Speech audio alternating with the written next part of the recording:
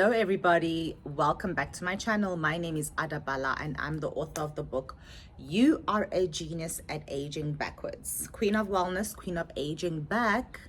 So when I published my book, I was very much inspired by the difference between chronological age and biological age. A lot of people, when you talk about aging back, they will bring the whole age gracefully, black don't crack, all these nice illusions as to what aging is really about. While yes, black people are on the more favorable side when it comes to aging because they have more melanin, it's not to say that you are completely immune to aging. Okay, nobody is immune to aging. The genetics differ and so on and so forth. So what I actually talk about when it comes to aging back is knowing the difference between your chronological age and your biological age. Your biological age is the age of your cells, and your chronological age is your actual age.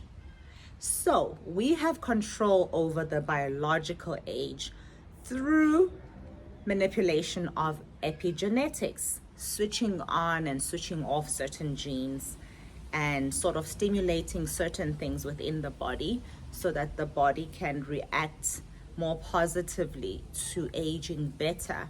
While that is not the only metric that you can use when it comes to aging, there are many variables to this game. And if you have the patience for that, you are on the right channel. So please do subscribe and like and comment. I am new on YouTube. I am quite familiar more on TikTok. I've been there a bit longer. So a lot of people will come with the whole idea of, just age gracefully and just drink your water and just, eat well and exercise, which that is the basic level of aging. There are so many aspects that are required for you to achieve slowing down the aging process. And when you're talking about the aging process, we are talking about the aging signs as well as your health, how it affects your health. So while you will be doing things to look a little bit younger, it will also affect the whole body. So aging is all about what is happening inside the body. What is happening inside the body is going to reflect on your face. It's going to reflect on the health of your body. How young is your body? How much speed do you have when you run? When you do exercises, how good is your balance? How good is your grasp? All these things are going to, show your age. And therefore you can improve these obviously through exercise as well as good nutrition. However, that is not enough to look younger even in the face, because the face is, the skin in the face is fragile, and when we lose collagen and facial fat loss and muscle that deteriorates and becomes weaker, it shows in the face. This is why we have to consider other things to do, like taking collagen supplements, for example, like taking other types of supplements that are going to help you to age better. Also doing certain beauty treatments, which I talk about on this channel, that are going to help improve the appearance of what you look like. For example, microneedling with radio frequency is one of them. And there are many other options out there. You can also do a little bit more research if you want to know. Now, when it comes to also your emotional well-being, it's very important that you take care of that, because when your cortisol levels are up, it's going to show in your face because you're stressed out, either because of work, either because of certain relationships that I would advise you to get out of if you are in any toxic relationship.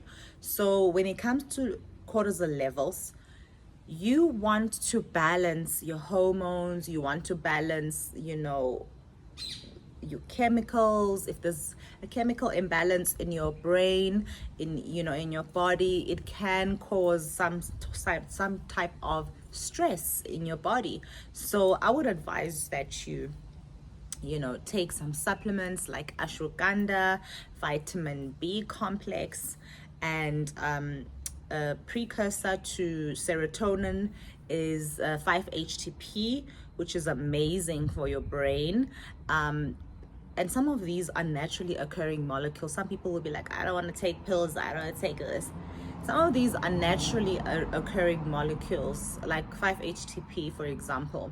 So a doctor called Daniel Amen recently did a video, actually not a video, well, it is a video, a podcast, talking about brain scans. He scans different brains and he sees different activity, and you know, and he also just mentioned that women produce 52% less serotonin levels. So because of that, women can get into depressive states easier.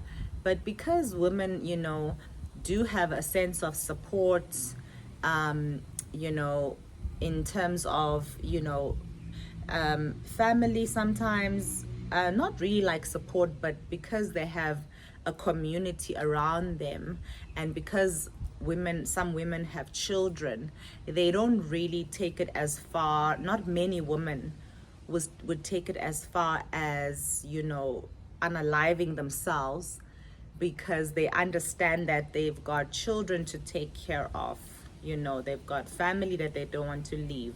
So when you look at the stats between women and men when it comes to that whole, you know, depression thing, he says that is part of the reason why we would see that in most cases it's higher amongst men.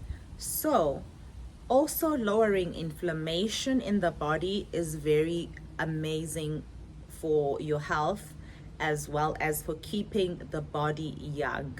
The whole thing about this, besides just looking good, because most women are very much inspired by the fact that they're going to look a bit younger, or a better version of themselves, because sometimes you may look your age, but you may look healthier than someone else that is your age, because maybe they've got higher cortisol levels than you, or if they've prematurely aged, or for whatever reason.